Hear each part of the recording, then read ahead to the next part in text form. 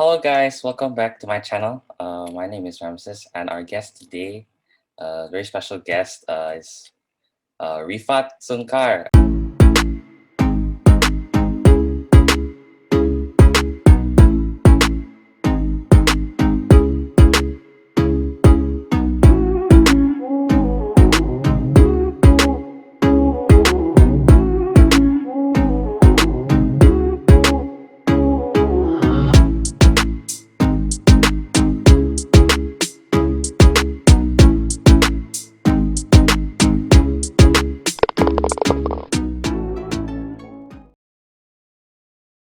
He is an Indonesian race car driver. Hello, Rifat.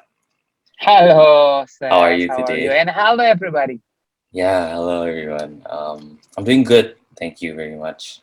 Uh-huh. Uh, so, first question is what got you interested in being a racer? Was it from elementary school? Maybe you were interested in cars, or what was it?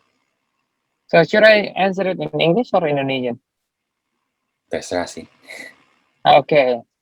Okay, gini. Um, what is that? I'm falling in love with cars since the beginning of my life. Maybe it's not necessary that people like cars because of the speed, but the karting in my family it runs in the blood. I'm the fourth generation in my family that really likes cars, especially racing. And it was started by my great grandfather. He was one of the car dealer in Indonesia, and my grandpa and grandma actually they are Indonesian rally champion, both of them. Not just my grandpa, but my grandma also the driver. Surprisingly, my grandma used to bet my grandpa in some of the stages. So that's a early stages that our family think the talent was born from both sides, not just on the not just only one side. And after that, my dad and my mom meet each other in a rally event. And also the well-known fact is my father is a good racer, but actually it's not. The racer in my parents is my mom. She's the driver, and my dad is the co-driver, and he is the biggest motorsport promoter in Indonesia at that time in the 80s, 90s, and early 2000. And then continue to my generation and my brother. But just some information, my father and my mother both they have four siblings. Okay. All my father's siblings is the rally driver. Only his sister is not a rally driver, but the husband of from the sister is the driver of my dad. So basically they all are drivers. My mom, she has another three brothers, and all of them is the Indonesian rally champion. And myself become an Indonesian rally champion for 12 or 13 times. I Yeah, forgot. yeah, yeah. Yeah, it's okay lah. It's okay lah. I think it's amazing, you know. Uh-huh. So, yeah, jadi um, itu like racing is already part of your family, yeah. That's why you got Yes, into it when you indeed. were very young, very Yep. interested. Yep. Um, so, uh, when did you start racing? Like, driving a car? Nah. Okay. You know what? Even though my dad, my mom, and all the family is really into cars, but my father has a very highly alert restriction that I cannot drive the car before I got my license. So I start myself driving in the road exactly when 17 years old. But before then, I already compete in a go-kart Oh, championship yeah. since I am 14 years old. But before then, no, I do nothing. Before then, I'm just a spectator. So Yeah. now So now most of my friend that got a kid, they said they have to start very early to make them, a champion. But I always said to myself and also to my kid and also to my friend, look at me. I start at 14 years old. It's not too late for everything. Look who I am now. So don't really, do not put on your head that starting early is important. Yes, it's important, but the more important is how you become a consistent in everything that you like. That what makes you somebody in your field. Yeah, yeah, yeah. I think liking what you do first of all is the most important thing. Oh yeah, So yeah. yeah, like You have to if willing. You need a willingness. You need a commitment. You need a consistency. So those three is yeah, commitment, kemauan, konsisten. Kemauan, komitmen, konsistensi. Those three is really important. yeah. Because if you like maybe if you put your kid to start early and then they don't like it, then it's also like uh I think ngapain juga ya. Most Because of the time, that's the common mistake. yeah, Every parents want the kids to become just like them, but actually, we were born with a different taste. We were born with a different color. We yeah, were born with a different interests. It's yeah, good for us to guide and to follow, for me to guide my kids, and for you maybe to follow your parents. But it's a guidelines, you can hold it the story to become somebody successful based on your parents' story, but you can create your own book and your own story. yeah. It's very true. Um, so uh, what kind of sacrifices did you have to make, and what did you learn from them to get where you are today? Okay. You know what? The funny thing is, everybody said if you want to become a racer, if you want to become a football player, you need to do it full time. So there is nothing else you have to do. But on the other hand, the challenge is not about the thing that you lost. It's about the commitment that you hold. I I didn't lost anything. I didn't lost my time. I didn't lost my friend. I didn't lost my opportunity. You know what? Because I have to sacrifice my timetable of my life. Just for instance, racing normally always in the weekend. And I know if there is a racing outside the city, it means it will be difficult for me to go to school on Monday. But because I started a bit late, I do full time rally driver after I do college. So I always choose a schedule. I take my class on Monday at 5 o'clock in the afternoon. Okay, so you have just committed. Don't waste your time, man. Because normally people, you can get you can get 50% of everything. You can do everything 50%. You can do A, B, C at the same time. Maybe you can get 50% for everything, but at the end, you maybe end up 100% of nothing. So you have to commit it 100% of something and 100% of what you want. Not 50% of everything, but 100% of nothing. 100% of nothing. Yeah. If you do 50% of everything, at the end you get 100% of nothing Oh because gitu. everything Okay. is 50%. Yeah. But if you committed something 100%, the chance that you will gonna success is, yeah, more than 50%. Yeah. I see. So you started being a racer while you were in college, yeah, university, No, or I started at 14 years old, but it's go kart. only Yeah. go-kart. Yeah. So how about like the like real racing on the track run? What? How old were you when you started that? I think racing in a close track, yeah. Racing Oh, is not, you know what? Doing racing is not about driving in the public road. So yeah, yeah, yeah, yeah, yeah. In the close track. when did I started with the real car? I think 16 years old. Yeah, yeah, yeah, yeah. Mm-hmm. Um, I'm It I'm was also 16. 16 Yeah. now, so I'm Yeah, I'm gonna sure. learn to drive soon. Okay, good. You can learn, but you're not Yeah, eligible to drive yeah, yet. yeah. I know you like classic cars, right? So, Sure. what is your favorite car? You know what? I have a belief in my mind. Dreaming is free. You don't need to pay for dreaming, right? Yeah, So if you have to dream, you need to dream really really high. So um, I'm dreaming to have Lamborghini Miura or Mercedes Gullwing, but maybe that's too far. It's too expensive. But I get Porsche 356, so I'm halfway done there. Maybe yeah. one day I might get that car. Maybe. I see, I see. Um, that's nice. That's nice. So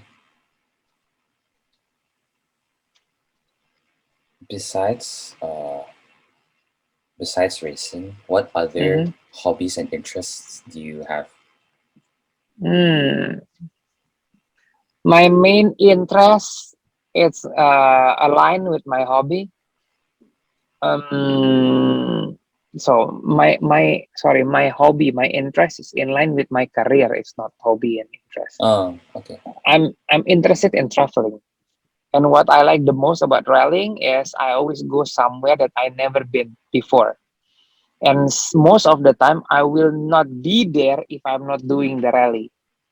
So, for example, I went to the winery in German. I went to the mountain in France. I went to the what is it, somewhere in Greece. Those kind of things. Yeah, So traveling in my career is aligned together. So that's the most beautiful part of my life. yeah. So you travel mainly just for to compete in races, yeah.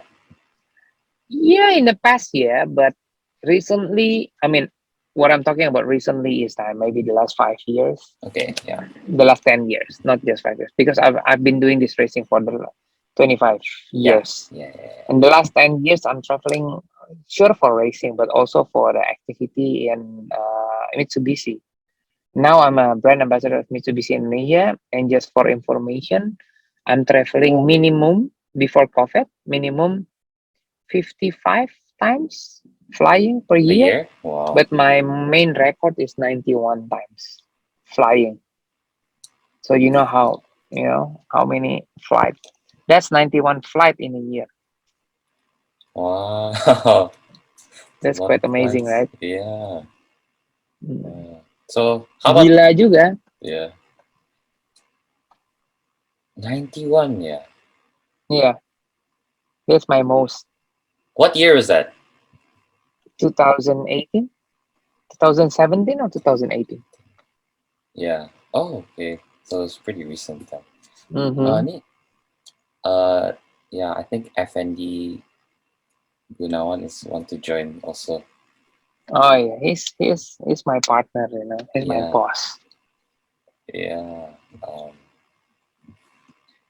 so I'll just accept him now, I guess. Yeah, yeah. Hello, Pak Bapak FND. Effendi.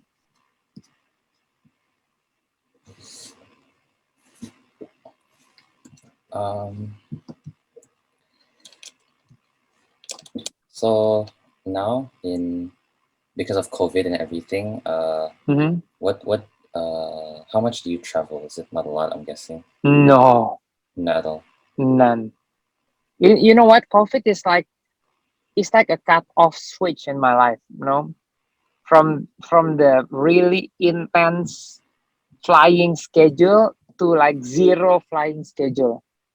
Uh, It's good. The world is not stopping, but the world is switching. If you think the world's gonna end with this, I don't think so. It's just far away from that, man. It's just switching to something just new. changing, yeah. Yeah, it's changing. Indeed, So yes. what do you mainly do in COVID time as your work? I still working pretty busy. Most of my schedule turns from offline to online. Most of my training doing online as well.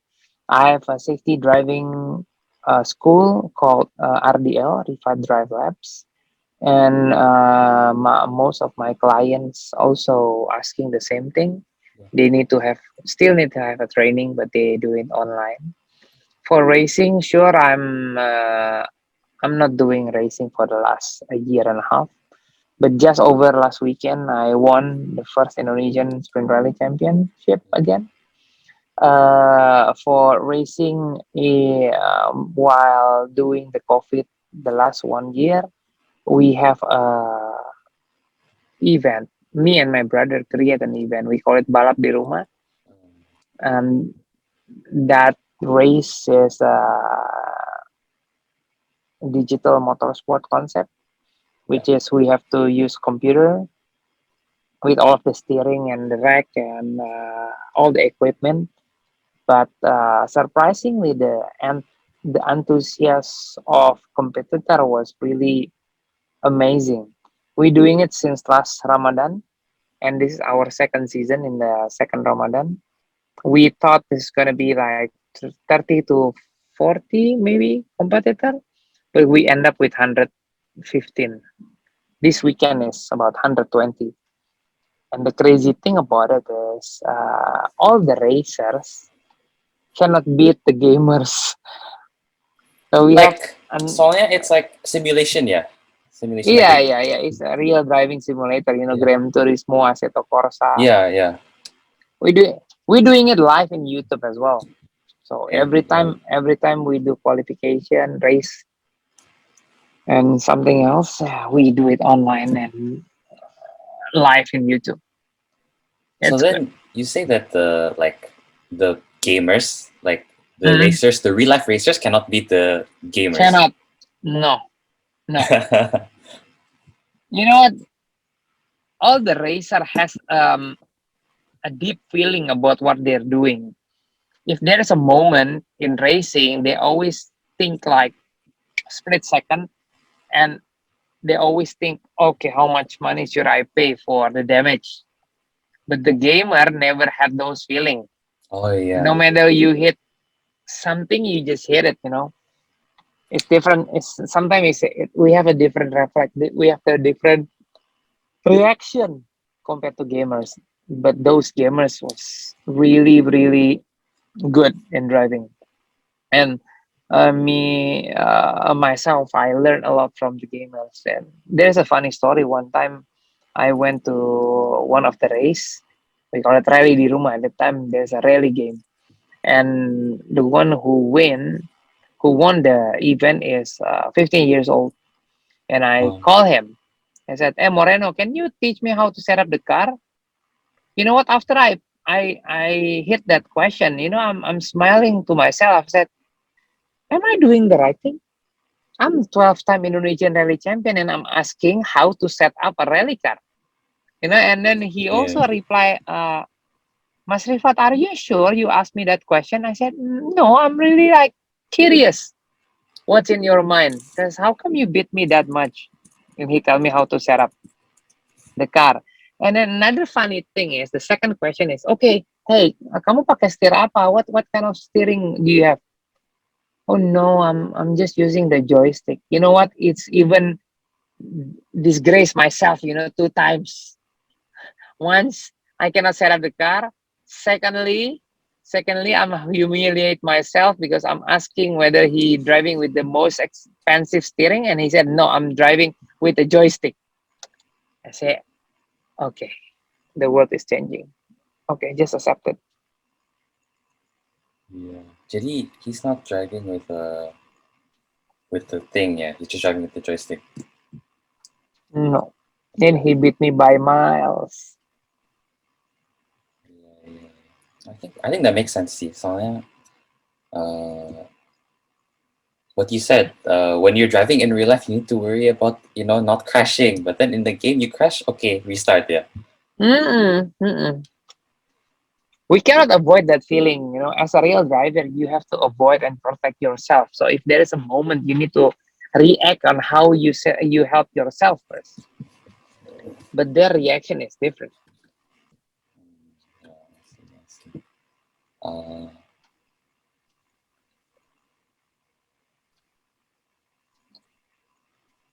I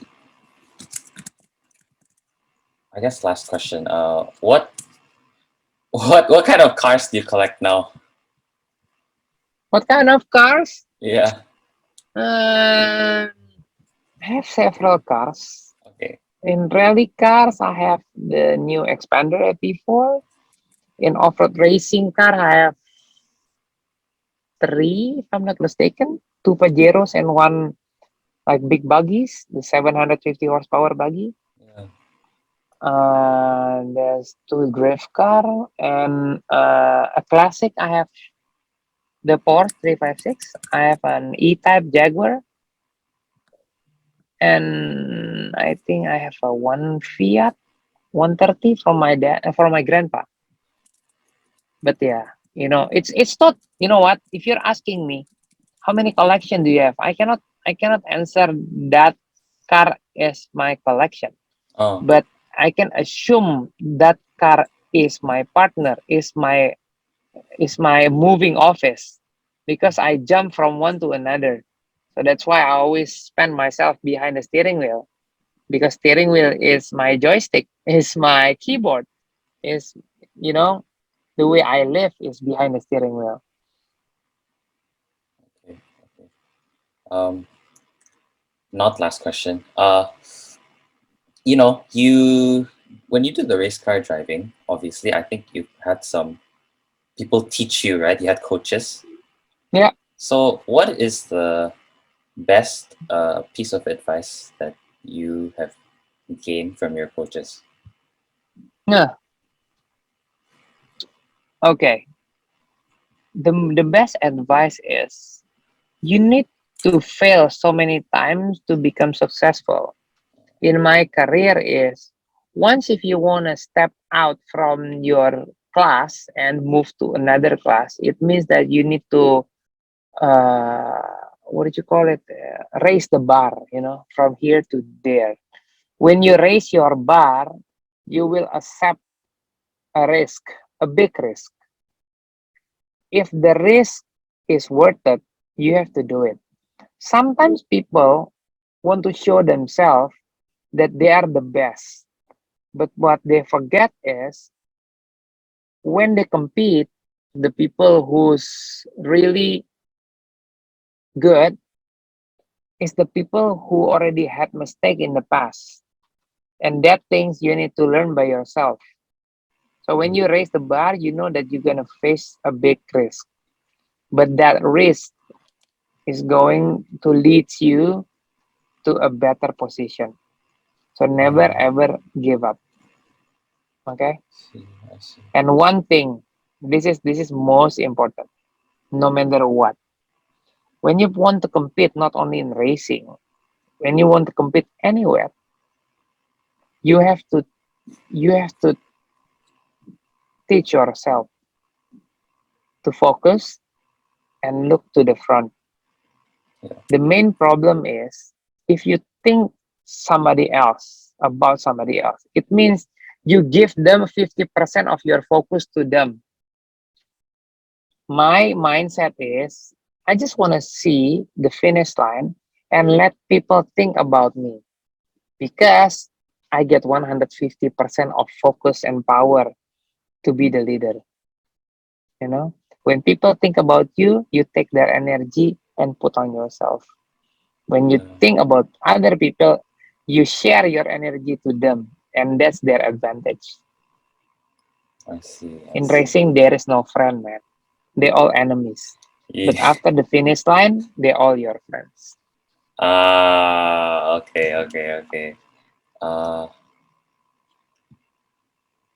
Yeah. I think that's all I want to ask for today. Yeah. Mm-hmm. Okay, Uh. no problem. Thank you very much, Pak Rifat, for Sama-sama. coming No to do this problem. interview. Okay, guys, that is all for today. Thank you to Bapak Rifat Sungkar for uh, agreeing to do this interview, and we'll see you guys in the next video.